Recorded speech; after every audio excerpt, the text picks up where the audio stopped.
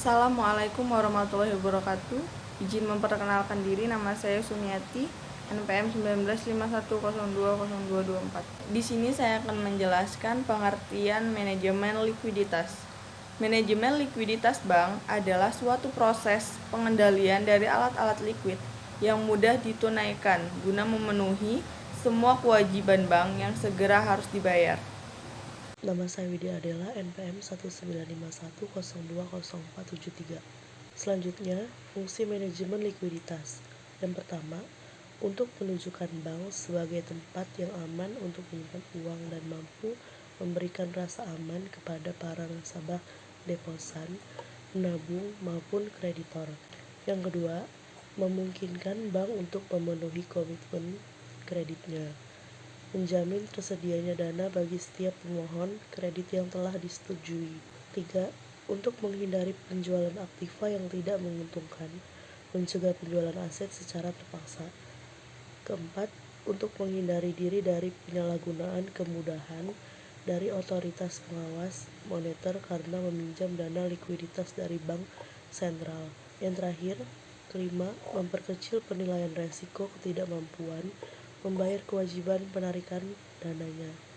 Selanjutnya, tujuan manajemen likuiditas. Yang pertama, menjaga posisi likuiditas bank agar selalu berada pada posisi yang ditentukan otoritas moneter, yakni BI atau Bank Indonesia. Kedua, mengelola alat likuid agar selalu dapat memenuhi semua kebutuhan cash flow, termasuk kebutuhan yang tidak dapat diperkirakan. Ketiga, memperkecil terjadinya idle fund atau dana yang menganggur.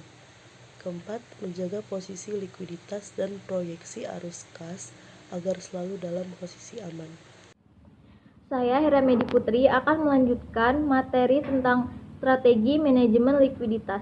Dalam menjalankan aktivitasnya, manajemen dapat melakukan beberapa strategi agar likuiditas bank tetap berjalan dengan baik.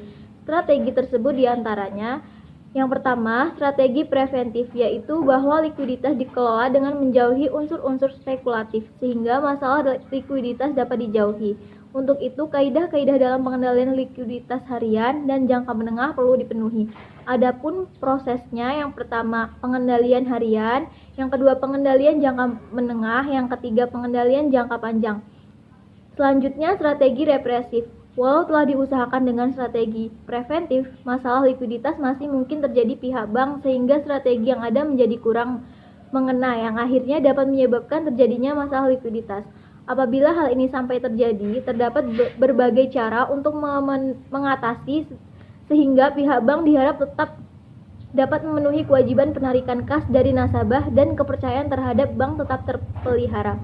Beberapa cara atau strategi represif yang diterapkan untuk mengatasi masalah likuiditas dapat dijelaskan sebagai berikut.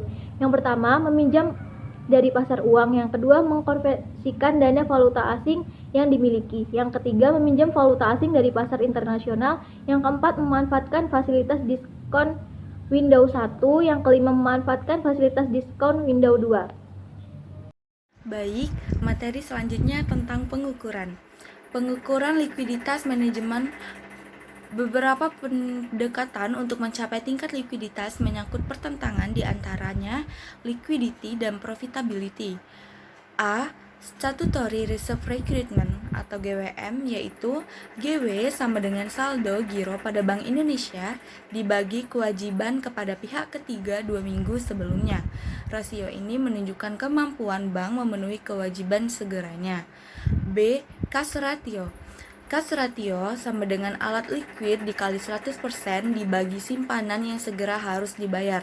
Rasio ini digunakan untuk mengukur kemampuan bank untuk membayar kembali simpanan nasabah pada saat ditarik dengan menggunakan alat likuid yang dimiliki. C. Basic surplus.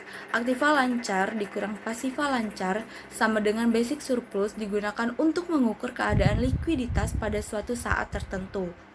Untuk mengukur likuiditas dengan jangka panjang dapat dilakukan antara lain dengan rumus A. Liquidity ratio.